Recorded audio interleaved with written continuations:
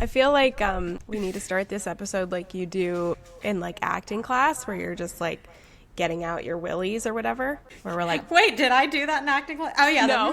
Yeah, shake out. Exactly. Just like you dipping out of camera and then coming back in. I was like, whoa. Yeah. Anyone who's not watching this, you should check us out on YouTube so you can watch Shelley. Yeah, because it's a good time. Ridiculous. Yeah, I was just fanning myself. Summertime in LA. Come on, fall. I know. In September. How are you doing? How's it going? I'm doing all right. I, off and on, I'd been dealing with some insomnia for a couple weeks of like the cycle. The cycle was like one night, no sleep, next night, pass out. Next night, no sleep, next night, pass out. So I have had 4 days of consistent sleep, and I'm so grateful. And you're a new person. I mean, my gosh, it feels like a different head on your shoulders. And I had a therapy session this morning, which went really well. So I'm feeling pretty good. How are you? I'm good. Yeah, I feel like the last couple weeks I've been in a difficult emotional space, but I feel like I'm coming out of it, which is fun. Anything that brought it? I mean, obviously the world is on fire. Is there anything specifically that kind of got you into that space, or? I mean, Beckett's almost 1. Wow. Which makes you think about the fact that a year has passed, and then it's another way to reflect, like, what have I accomplished in a year? And is that good enough for myself? For no one else. This is my own feelings. This is not put on me by anyone. Yeah. No, I can resonate as someone who has dealt with a lot with good enoughness, and I'm sure watching your child grow year by year is a different form of taking stock of time. That is wild that he's almost 1. I know. Yeah. And I just realized that we never introduced the podcast. So hi, everyone who's been listening to us. Welcome to More Than You See. You do it. All right, great.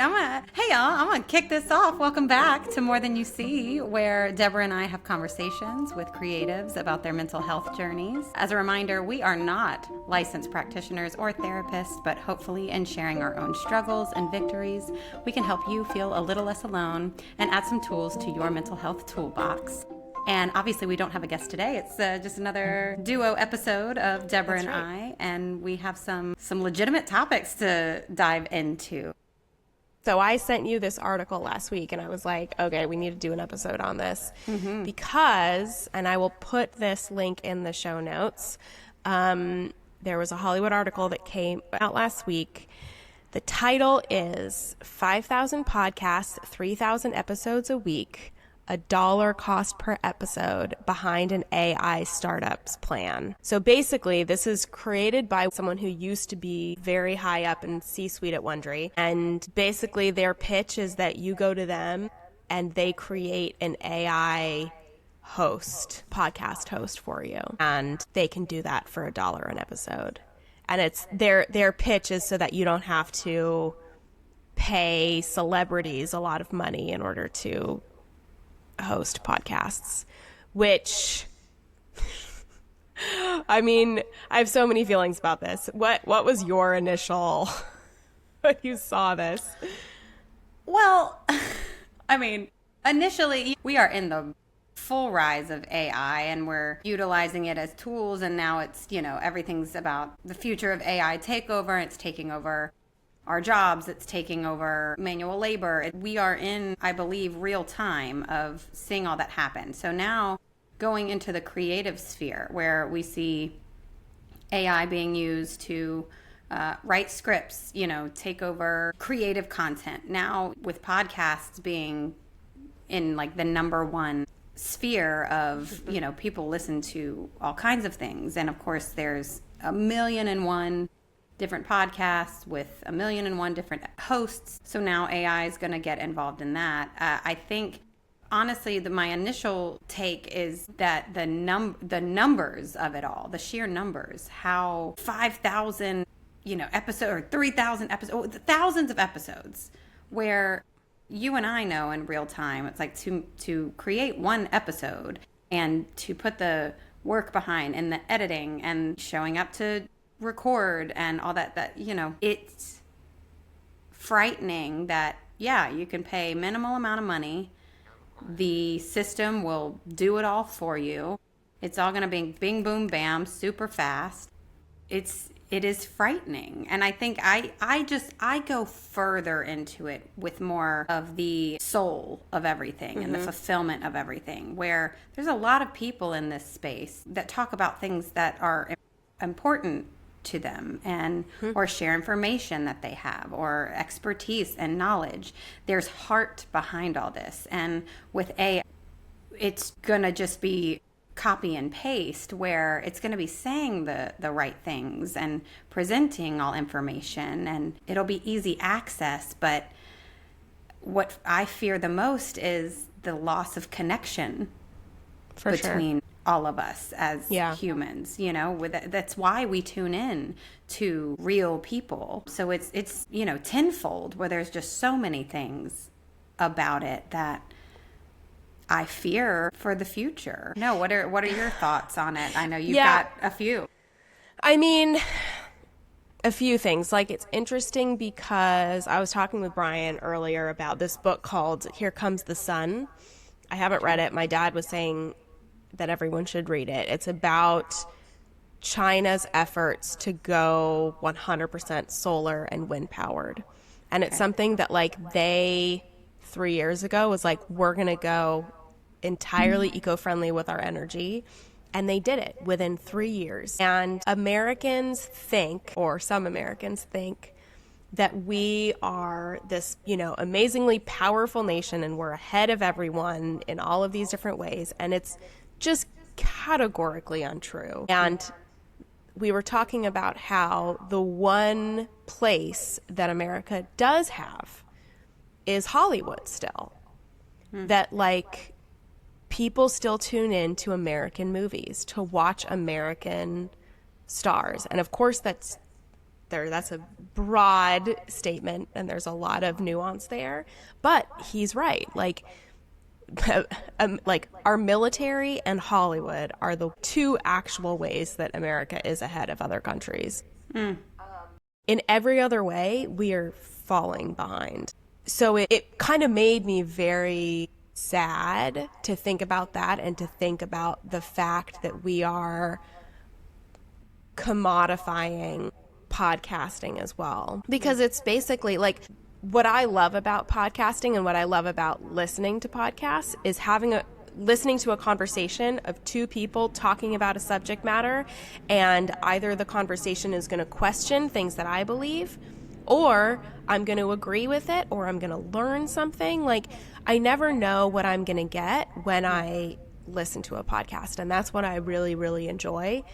And what AI-ing podcasting is doing is, like, let's see, how am I going to say this? The intention of the podcast is, of course, going to be created by the people who are prompting the AI. However, the AI has its own belief as far as, like, how we're going to get from A to B, and that is what they're going to feed you. There's never going to be any uniqueness in this. And it's something, like, I started to use AI a little bit in some marketing work, and it's very interesting because I can ask it a prompt about something and it will give me the same answer over and over again if I ask it in the same way. If I ask it in a different way, it does give me a different answer, but it often still comes back to the same thing. So there isn't diversification in ideas. The ideas are still the same. And I think that that's, our guest for next week is Allison Larkin, and I've been reading her latest book because I love The People We Keep, which is the book that she has 2 times ago, but the book that's like her current one, I actually have it right here, Home of the American Circus, plugging this. It's incredible. And this is something I want to talk to her on the podcast about, but, like, the characters and the, like, richness and unique ideas that she has created in here and the way that she colors her characters, I'm like, there's no fucking way that some random AI would be able to do what she's doing.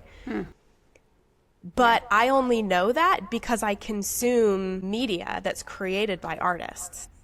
People who don't consume that media, they're going to be used to the AI world and start to believe that that is normal. And that's what I'm concerned about. Right. And we are going to enter into a time where the technology is only getting more advanced. So it'll, I wonder if there's even going to be a time ahead where we can even tell the difference. Yeah. That's my fear, of like, we won't know. Because right now we can still spot things and point it out. It's like, that's artificially made, but who knows? Who knows? That's true. I hope that we can differentiate. I also, your point of diversification and consumption of, just realness, real artists, real creatives, the dumbing down of our intelligence, maybe of, like you're saying, asking a same question different way, but you're always going to get fed the same type of answer. So are we headed toward the plot of Wall-E? Right? So it is interesting. It is. Someone I was talking to the other day in a producing group said something that I was like, oh, that's such a good point, where she said, technology is moving faster than we are able to pivot right now, which is so true. Like, during the Industrial Revolution and all of these like big shifts in our history, I feel like people were able to pivot and not fall behind. Of course, that's a generalization and some people were left behind. But I feel like for the most part, people were able to still learn new skills in order to like keep up with the Joneses. Sure. I don't feel like that's the case now. And I certainly feel that, where it's like, earlier with me talking about like being in a shitty mental state, like part of it is honestly AI, and part of it is like me being concerned about so many aspects of my life and my business that are directly affected by AI, and trying to figure out how to like stay ahead of the curve and understanding that that's impossible. Yeah. And we talk a lot about, we as a culture right now, talk a lot about burnout and everything. And we must acknowledge that we are human, that we aren't created to be workaholics. We aren't created to not take breaks, and we are living in the hustle culture society that rewards and applauds pushing through or getting ahead of the curve, as you're saying. And I agree with you in the idea of the technology, because it's created to do so. It can just kind of regenerate and learn upon itself. And so that is a terrifying concept, because where does that leave us in terms of human beings, our wellness, our livelihoods? And on a personal note, I'm not a techie person in general. So it's like within my own life, I kind of I've always just been like, well, let me just focus on what I can focus on. And because if I try to keep ahead of the curve or try to, implement all this tech stuff, I get overwhelmed. And I don't know if that's a good or bad thing. That sounds amazing. Please tell me what that's like. Well, I mean, it's just getting back to roots, like, I guess for me, I go back. I go, okay, well, at the dawn of time, there was none of this. We had rocks and sticks and people carving we didn't even have, speech. Like, So we've evolved so much that we're going to potentially just combust on ourselves. Mm-hmm. And for me, I do it. It's almost just like everyone's sole focus is over here of, how much money can we make? How much the profit margin, and how it all becomes the goals of money and of profits and of, more tech savvy and more digital. And there's plenty of place for that, but focusing back over here to like, okay, and I guess my brain just goes, if none of that existed, what would we be doing? What are we intended to do? And I always for me, it's like the soul creative space. And I'm asking myself these questions right now. I still don't know. I'm in a huge transition point and, I don't know. I'm just surrendering to whatever that means. I don't know. I don't really know how to explain it. It's the fact that it's like, I'm not trying to ignore what's happening, but also keeping the peace of mind because I don't have any control over whatever they're going to make with the next AI or whatever. Like, there are people and powers that, they've got the finances and the resources. And guess what? I don't have any of that. So where do I land? I don't know. Just trying to get through. I think we're all just trying to get through our days. Yeah. Man, I'm very jealous of your brain right now. When I read this stuff and when I think about AI and think about, like, it's very difficult for me to have a positive, just like overall belief that everything's going to be okay and that I'm going to be okay and that we're going to figure it out. Like, that belief I've kind of lost. And that, I've actually like lost that just in general when it comes to like Hollywood and career and all that kind of stuff, which is a whole other thing that I would love to get back. But so for me, I feel like I'm constantly trying to pivot and hack the system and figure it out. Like, yes, you're right. I'm not in AI meetings so that I know what's happening next, and I don't know how to actually crack this or make it work for me. But I'm like, well, maybe I'm going to stumble on something and it's going to change things for me in a positive way, which is completely opposite of what I should be doing as far as just like trying to live in the moment, appreciate, my family and my son and my friendship. Like, it's so hard that these things are, they're doing exactly what they're meant to, which is distract people from their lives and pull them into the capitalism and the commodification of our systems.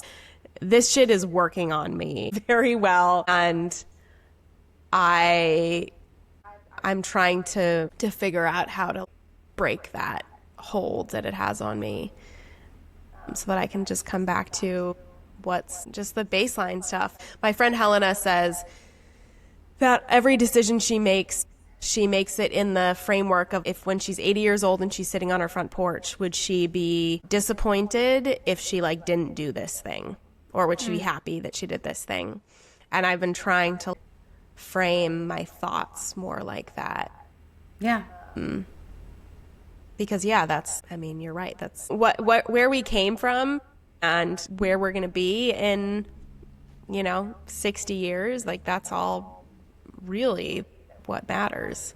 But it's easy to forget that. And also it is easy. Let's prove the point that it is easy to fall down those rabbit holes. And it is human. My God, I'm not saying I've never done this, and I'm not saying I don't continue every day to have to fight against my brain going, you got to figure this out.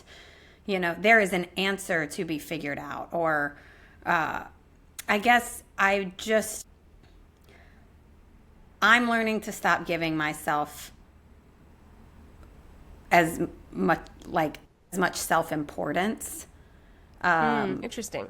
In a way of just like, and I know we've talked about this on personal notes, but just like on a faith-based level of like, if I believe that God is in control, then like it's not mine to control.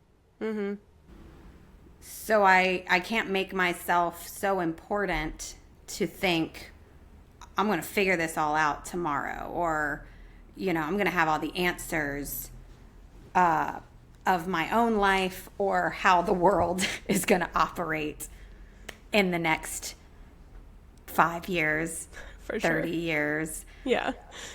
We can assess what's coming. We know that, digital age. I'm sure people, my gosh, we are of the generation that remembers what it was like before having computers and tablets in our hands. Now we have a whole generation here that has no idea what that world even is. Right. Your child has no idea what the world is without screens everywhere and a tablet. And so then, Which is so sad. which is wild, right? What Yeah. a wild concept to think of. Like, we've got an idea. And even our parents really know where, like, and then just generations of, so we're not quote unquote special in that, like, our generation evolves into another thing. But we are the first that's involving all of this tech. That, I mean, I remember watching the Jetsons and like futuristic movies where you're like, we're going to be driving cars in the sky. Flying cars. Yep. We're going to, I don't know, that might be a possibility somewhere down the line. Or it's all just going to be right here at our fingertips. And I don't know where I'm even going with this conversation. It's just a wild concept to think that, like, I think wrapping it back around to kind of our self-importance of what we have to offer and what power we're giving away and what we're going to have control over versus what we're not. These are big questions. I don't have the answers either, but I just rest in my faith to know, like, it's got to be taken care of. And sometimes at the end of the day, that's the only thing I've got sometimes. Curious from a like mental health toolbox perspective, because you clearly have a very much healthier view of things than me right now. So teach me, Shelley, what do you do when you feel like overwhelmed by the state of the world, your future, figuring it all out? What do you do? I have to remind myself to shut off the social media. That's like number one. I'm very guilty of, as we all are, but like, my gosh, the doom scroll is real. I think I remind myself that it is a trick to think that the more information we consume, the more intelligent we will be. The more we know about the issues, the more we are up to date and have every headline and every news article, that then that's going to bring about the answer or going to bring about the change. And it's not. It's just running the hamster wheel of information. And I think we've really lost, I've heard many people talk about this, we've really lost the art of being bored. Because if we are not constantly being bombarded with the information, if we're not flooding our systems with that dopamine or that kind of anxiety hit, which I do believe is like, that's just a distraction, where, yes, let's be informed. Let's not be ignorant. But what can we have to have processing time. I think the trick of social media and television, all the screens, is just to keep us going, where, take one article and then go home, go away. Like, all the news outlets are going to either say the same thing or say a version of the same thing, and based on their perspective or their view. And most of us, I would guess, are just not processing or just regurgitating out of high emotional states. And when you actually go, maybe I'll just not focus on that for today. Like one day is not going to kill me from I've missed the big news story or something. For sure. And what's interesting is I've found that it's actually quite uncomfortable putting it all down. Legitimately, like us trying to put down the phone, it makes you, it's addiction cycle habits. And we've talked a lot about that on other episodes of Addiction Cycle. But our TVs, our phones, things that we're constantly in habit of, if we switched it up, what does that do to our system? And it's very telling, because it somehow brings us comfort to be up in all the madness. So I guess like going back to Toolbox of like, learn how to put it away for some amount of time, because we're all, whether you're a parent or whether you're a student or whatever it is, that urgency feeling of like, I gotta know what's going on or be in the know or something, there's also the fact that you can go put your feet in grass for 20 minutes outside and take a breath and, connect and remember that like we're not doing this alone. We got other people around. It's so easy to look at screens and be like, yeah, and this is funny enough to think that like it's not just AI. We're almost like versions of AI on ourselves, because even though we're connecting through screens, it's still a screen, and like that's not face to face. So but yeah, I would just get, put the phone down, breathe, be bored, go color, like things that tactile things are major, especially for heightened emotion. It's why you color or feel carpet or feel what, different textures, or look at things and observe things around you, because it all brings you back to the moment of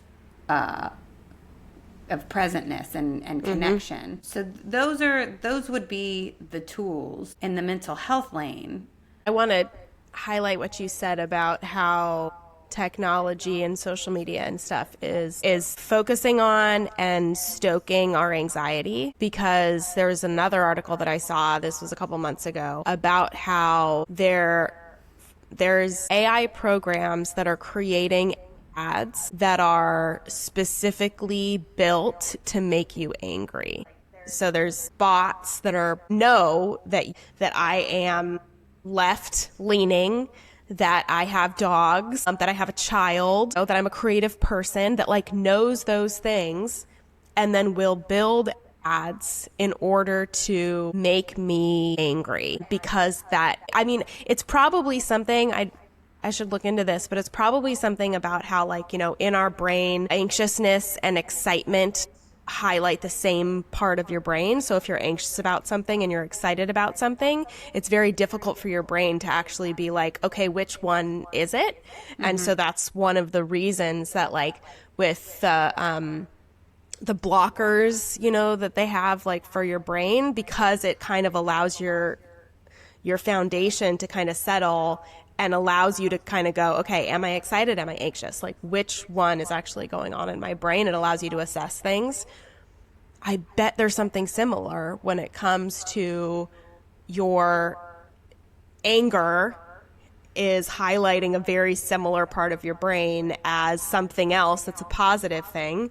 And so we just keep scrolling. We keep this doom scrolling going, because it's activating something in our brain that encourages us to keep scrolling. Absolutely.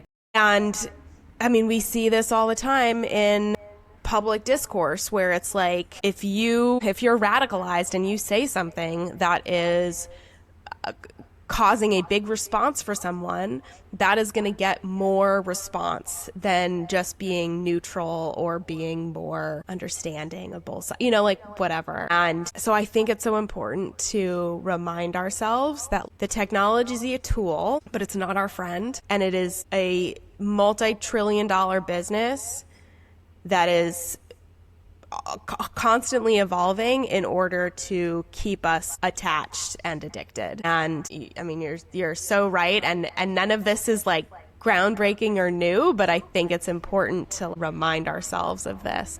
It's important reminders. And on top of what you're saying, because yes, there are bots, there are plenty of things to stoke our fear, stoke our anger. The thing about it, and that we have to keep in mind, is our reactions, like you're saying, because the moment we allow that to dictate the next action is when we win or lose, right? You know, it all comes from that point within. It says, oh, I'm angry about this, so I need to share, or I need to correct, or I need to, you know, whatever it is, where it feed the point of it is to spread and feed. It's so easy to do. It's in our carnal nature.